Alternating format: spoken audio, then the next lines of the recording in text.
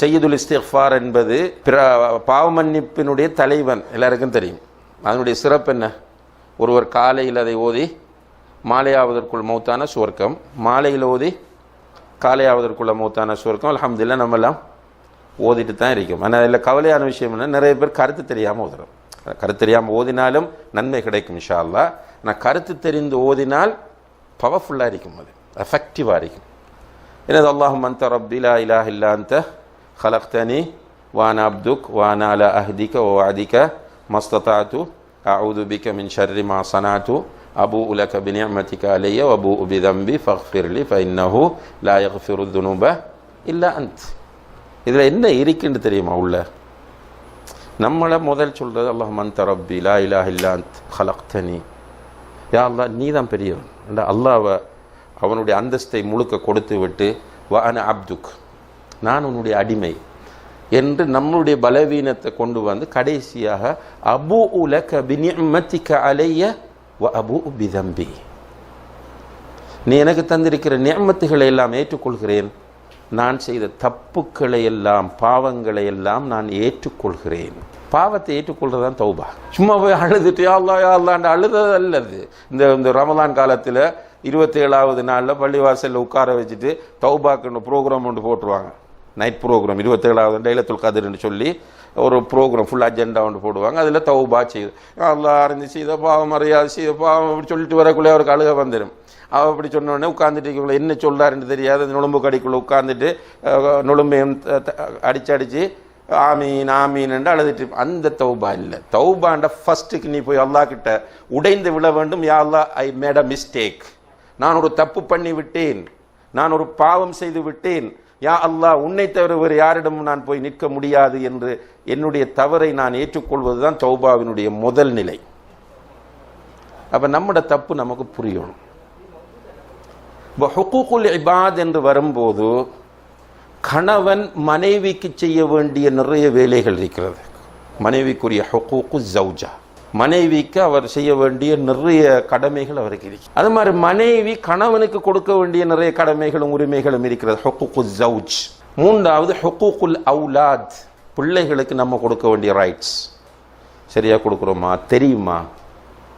நம்மளோட பேரண்ட்ஸ்கிட்ட ஹஸ்பண்ட்மாரை எல்லாரும் கூப்பிட்டு மனைவிக்கு செய்ய வேண்டிய கடமைகள் என்னென்னா எல்லாரும் திரும்ப திரும்ப என்னத்தை பட்டியலிடுவாங்க. வீடு கொடுக்க வேண்டும், ரைட், உடுப்பு கொடுக்க வேண்டும், மருந்து கொடுக்க வேண்டும், இதைத்தான் சொல்லுவாங்களே தவிர அதில் இருக்கிற அவளுடைய உளவியல் தேவைகளை நிறைவேற்ற வேண்டும் என்கிற ஹக்கை யாரும் புரிவதில்லை. மனைவிக்கு உளவியல் தேவைகள் இருக்கிறது, அவளுக்கு நிறைய உணர்வுகள் இருக்கிற. அவள் ஜடம் அல்ல, அவள் ஒரு மிருகம் அல்ல, அவள் ஒரு மனித பிறவி, அவள் ஒரு பேரண்ட்ஸுக்கு பிறந்த பிள்ளை, ஸ்கூலில் படித்தவள், நண்பிகளோடு வாழ்ந்தவள், சகோதரிகளோடு வாழ்ந்தவள். அவளுக்கு உணர்வு இருக்கிறது, ஆசை இருக்கிறது, எதிர்பார்ப்பு இருக்கிறது. அது ஒரு கணவனுக்கு புரிய வேண்டும். ரசூலுல்லாஹி அலைஹி வஸல்லம் இருந்து காட்டின ஆயிஷாவும் ரசூலுல்லாவும் வயசு டிஃப்ரெண்ட்டை பாருங்க. எங்கே வச்சு கல்யாணம் நடந்துச்சு? ரசூலுல்லாஹி அலைஹி வஸல்லம் ஆயிஷா நாயகம் மதீனாவில் வந்தது பிறகுதான்.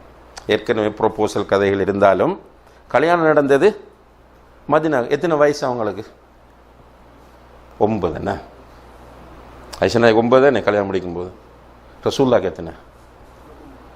53 அல்லது 55, அப்படி அந்த 50க்கு பிறகு. சும்மா கற்பனை பண்ணி பாருங்க, இது ஒரு சோடி பொருத்தமா? இது 50 வயசுக்கு மேற்பட்ட ஒரு ஆள் 9 வயசு பிள்ளைகளோட மனைவியாக அவரை ஏற்று வாழப்போகிறார் என்றால் அது உண்மையை நம்ம இமேஜின் பண்ணவே இயலாது. ஆனால் ரசூலுல்லாஹி அலைஹி வஸல்லம் அவர்கள் அதை எந்த கோணத்தில் பார்த்தார்கள்? அதை ஒரு இபாதத்தாகத்தான் பார்த்தார்கள். அதனால் ஆயிஷா கொடுக்க வேண்டிய அவ்வளவு ஹக்கையும் கொடுத்தார்களா இல்லையா? அவர் உணர்வை பார்க்கிறார்கள். பெண்கள் பொதுவாக கணவன் தன்னோடு செல்லமாக இருக்க வேண்டும் என்று விரும்புவார்கள். ஆனால் இதெல்லாம் லவ் பண்ணக்குள்ளே நடக்கும். இந்த செல்லம் அந்த வாட்ஸ்அப் மெசேஜுகளை அரிக்கலாம், கால் பண்ணுறதை அரிக்கலாம், எஸ்எம்எஸ்ஸாக இருக்கலாம், அவங்க பிரயோகிக்கிற வார்த்தைகளை பார்த்தா அப்படி இருக்கும். ஆனால் குடும்பமானதுக்கு பிறகு அந்த செல்லம் எல்லாம் போய்விடும். ரசூலுல்லாஹி அலைஹி வஸல்லம் அவர்கள் ஆயிஷாவை ஆயிஷான்னு கூப்பிட மாட்டாங்க, ஆயிஷ்ன்னு கூப்பிடுவாங்க. ஒரு செல்ல பேர் வச்சு ஆயிஷன்னு கூப்பிடுவாங்க. ஆயிஷா ரலியல்லாஹு அன்ஹா தண்ணி குடிச்சிட்டு பாத்திரத்தை வைத்த பிறகு அதை எடுத்து தண்ணி குடிப்பாங்க. அது பெண்கள் விரும்புவாங்க. பெண்களை பொறுத்தளவில் அவங்களோட சில இயல்புகள் அது. ரசூலுல்லாஹ் அப்படி தண்ணி பாத்திரத்தை எடுத்தால் அதுவும் என்ன பண்ணுறாங்க, எடுத்தடுப்பில் குடிக்கலை. நம்ம வைஃப் குடிச்சிட்டு வச்சத்தை எடுத்து குடித்தாலே வைஃபுக்கு ஒரு சந்தோஷம் வரும். டீ குடிச்சிட்டு வைஃப் வச்சிருக்கும் போது நம்ம அதை எடுத்து குடித்தோம்னாலே வைஃபுக்கு அது பிற்றிய ஒரு வாரத்துக்கு ஓடும். அது ரசூலுல்லாஹி அலைஹி வஸல்லம் என்ன பண்ணுறாங்க, அவள் வாய் வைத்த இடத்தை தேடி வாய் வைத்து குடிக்கும் போது எப்படி இருக்கும். சுப்ஹானல்லாஹ். இப்போ இந்த ஆட்டு சந்தை எடுத்து அவங்க கடிச்சிட்டு வச்சதுக்கு பிறகு ரசூலுல்லாஹி அலைஹி வஸல்லம் எடுத்து கடிப்பாங்க. இது பெண்கள் விரும்புகிற விஷயம். இதெல்லாம் உளவியல் ரீதியான உரிமைகள் அவர்களுடைய. அல்லாஹ்வுடைய தூதர் நிறைவேற்றுகிறார்கள். அதுக்கு பிறகு அவங்களோட ஓட்ட போட்டி பந்தயம் வைத்து ஓடுகிறார்கள். ரைட். இப்போ ஆயிஷா நாயகியோடு ரசூலுல்லாஹி அலைஹி வஸல்லம் அவர்கள் நடந்து கொண்ட முறைகளை எல்லாம் நம்ம எடுத்து பார்த்து ஆச்சரியப்படக்கூடிய அளவுக்கு நடப்பார்கள். எந்த அளவுக்குண்டா, மனைவி எதிர்பார்க்குற எப்போவுமே என்னை கணவன் அவதானிக்க வேண்டும் என்று. இப்போ நம்மளோட குடும்பத்தில் ஏற்படுற பிரச்சனையில் பேசிக்காக ஏற்படுற ஒரு இடம் அது. நீங்கள் என்ன ஒன்றும் பொருட்படுத்துறல்ல, கண்டுக்கிறல்ல. ரசூலுல்லாஹி அலைஹி வஸல்லம் அதை வெளிப்படுத்துவார். நம்ம எல்லாம் காட்டிக்க வேண்டிய அவசியம் இல்லை. ஆனால் அவங்களுடைய எதிர்பார்ப்பை புரிஞ்சுட்டு என்ன பண்ணணும்டா, சில நேரங்களில் இப்போ ஆயிஷா ரலியல்லாஹு அன்ஹா அவங்கள பார்த்து சொல்லுவாங்க, ஆயிஷா நீ எப்போ ஹாப்பியாக இருப்பாய், எப்போ நீ என்னோட கோபமாக இருப்பாய்ன்னு எனக்கு தெரியுமெண்டாங்க. எப்படி சொல்கிறீங்கன்னு கேட்டேன். நீ உனக்கு என்னோட கோபம் வந்தால் பேசிட்டு இருக்கும்போது சத்தியம் பண்ணும்போது வரப்பி இப்ராஹிம்னு சத்தியம் பண்ணுவாய். இப்ராஹிம் அலைஹிஸ்ஸலாத்து ரப்பு மீது சத்தியமான்னு சொல்லுவாய். என்னோட கூலாக இருந்தால் வரப்பி முஹம்மதுன்னு சொல்லுவாய். முஹம்மது ஸல்லல்லாஹு அலைஹி வஸல்லம் அவருடைய ரப்பின் மீது சத்தியமாகன்னு சொல்லுவாய்ன்னு சொல்கிறாங்க. இப்போ இவக்கு இந்த விஷயத்தை விட உள்ளுக்கு ஹாப்பி, ரசூலுல்லாஹ் என்ன எவ்வளோ அவதானிக்கிறாங்க என் ஹஸ்பண்ட் என்கிற அந்த ஆர்வம் அவர்களிடத்தில் மேலோங்குவதை பார்க்கிறோம். அதுபோல் நம்முடைய உணர்வுகளை, அதாவது நம்முடைய பிரச்சனைகளை ஷேர் பண்ணணும்னு பொம்பளைகள் விரும்புவாங்க. அவங்களோட ஆலோசனை எடுக்கணும்னு. சில நேரம் ஆலோசனை பெற தகுதி இல்லாமல் அவங்க இருக்கலாம். ஆனால் நம்ம அந்த ஆலோசனையை எடுத்துக்கிறது அவங்களுக்கு ஹாப்பி. சில நேரம் நம்ம எதிர்பார்க்காத நல்ல கருத்துக்கள் அவர்களிடமிருந்து வரும். உதாரணமாக ஹுதைபியாவில் வைத்து நடந்த சம்பவம். உம்மு சலமா ரலியல்லாஹு அன்ஹா அவங்கள தான் கூட்டிகிட்டு போயிருந்தாங்க. ஹுதைபியாவுக்கு போகும்போது ரசூலுல்லாஹி அலைஹி வஸல்லம் வெளியில் நடந்த பிரச்சனை எல்லாருக்கும் தெரியும். நேரத்தை கருத்தில் கொண்டு நான் அதை விவரிக்கலை. இப்போ ரசூலுல்லாஹ் என்ன சொன்னாங்க, இப்போ நம்ம உம்ரா செய்யல திரும்பி போவோம். போகிறதுக்கு முன்னாடி என்ன பண்ணுங்க, எல்லாரும் நீங்கள் கொண்டு வந்திருக்கிற பிராணிகளை எல்லாம் ஒட்டகத்தெல்லாம் அறங்க. ரைட். அதுக்கப்புறம் முடி எல்லாரும் சேவ் பண்ணி கொள்ளுங்க. யார்கிட்ட சொல்கிறாங்க ரசூலுல்லாஹ்? இப்படி சஹாபாக்களை கூப்பிட்டு 1000 சொச்சம் பேர் நினைக்கிறேன் அதில் கலந்து கொண்டவங்க, அவங்கள்ட்ட எல்லார்கிட்டையும் இப்படி சொல்லிட்டாங்க. சஹாபாக்கள் எப்படி இருந்தவங்க, எலும்புன்னு சொல்லத்தில் ஸ்டார்ட் பண்ணாலும் எலும்புறவங்க. உட்காருண்டு ஃபுல்லாக சொல்கிறதுக்கு முன்னாடி உட்காண்டு ஆரம்பிக்கும் போது உட்கார்ந்துருவாங்க. அப்படி கட்டுப்பட்டு நேசித்தவங்க. ரசூலுல்லாஹி அலைஹி வஸல்லம் தெளிவாக சொல்கிறாங்க, எல்லாரும் போய் உங்களுடைய குர்பானிகளை அறுத்து முடிகளை மலியுங்களும் சும்மா உட்கார்ந்துட்டு இருக்கிறாங்களே சஹாபாக்கள். அப்படியே எப்படி இருக்க முடியும் யோசிச்சு பாருங்க. ஒரு ரியாக்ஷன் இல்லை. ரசூலுல்லாஹி அலைஹி வஸல்லம் ஃபுல் டென்ஷன்.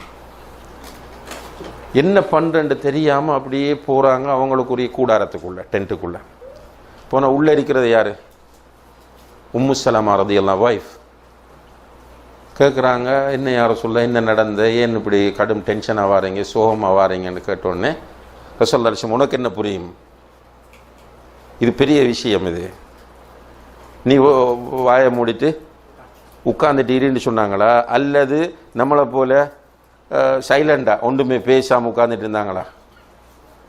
உம்மு சலமா ரலியல்லாஹு கேட்ட உடனே, பொம்பளை தான் அவங்க, அவங்க பெரிய ஒரு இன்டலெக்சுவல் இல்லை. கேட்ட உடனே ரசூலுல்லாஹி அலைஹி வஸல்லம் சம்பவத்தை அப்படியே சொல்கிறாங்க, இப்படித்தான் நடந்துச்சு உம்மு சலமான்னு. யோசிங்க, ரசூலுல்லாஹ் யார், உம்மு சலமா யார்? அப்படி இறங்கி வாராங்க உம்மு சலமா கிட்ட. சம்பவத்தை சொன்னோன்னு உம்மு சலமா சொல்கிறாங்க, இல்லை யார் ரசூலுல்லாஹ், சஹாபாக்கள் இக்னோர் பண்ண மாட்டார்கள் உங்களை, அவங்க உயிரை உங்களை வச்சுட்டு இருக்கிறாங்க, அவங்க புரியலை. அல்லது வேறு ஏதாவது ஒரு பிரச்சனை அவர்களுக்கு இருந்திருக்கும். நீங்கள் என்ன பண்ணுங்கண்டா, முதல் வெளியே போங்க. இங்கே உட்கார்ந்து அழுதுட்டு இருந்தால் பிரயோசனம் இல்லை. இப்போ வெளியே போய் முதல் உங்களோட குர்பானியை நீங்கள் கொடுங்க. நீங்கள் கொண்டு வந்த ஒட்டகத்தை நீங்கள் அறுத்துட்டு உங்களோட முடியை நீங்கள் சேவ் பண்ணுங்க என்று உம்மு சலமா ரலியல்லாஹு அன்ஹா ஆலோசனை சொல்கிறான். என்ன நீ என்ன பேசுகிறாய், உனக்கு என்ன புரிய போகுது இப்படின்னு மாறி பேசிட்டு நிற்கலை ரசூலுல்லாஹி அலைஹி வஸல்லம். உடனே உம்மு சலமாவுடைய மஷூராவை கேட்டு வெளியே வந்து அவங்க சொன்ன மாதிரி செய்கிறாங்க. சுப்ஹானல்லாஹ், அத்தனை சஹாபாக்களும் அதை ஃபாலோ பண்ணுறாங்க. சுப்ஹானல்லாஹ். இப்போ இந்த இடத்துல நிறைய பாடங்கள் படிப்பினைகள் நமக்கு இருந்தாலும் முக்கியமாக மனைவியுடைய மஷூரா பொம்பளை இக்னோர் பண்ணாமல் எடுத்ததால் ஒரு நல்ல விளைவு கிடைக்கிறது. அப்போ நம்மளும் நிறைய டைம் மிஸ்டேக் விட்டிருப்பாங்க வீட்டில். அதுக்காக எந்த நேரமும் அவங்கள தோதாவை நினைக்க தேவையில்லை. ஒரு அறவே ஒன்றும் தெரியாதவங்களாம் அவங்களோட ஆலோசனைகளை காதில் கேட்குற நியாயமாக சொல்கிறது அப்படி இல்லை இப்படின்னு கூட சொல்லலாம். ஆனால் பெண்களுக்கு அது மகிழ்ச்சியை தரும். அப்போ பெண்களுக்குரிய உளவியல் உணர்வுகளை கணவன் நிறைவேற்றுவது அவளுடைய ஹக்காகும்.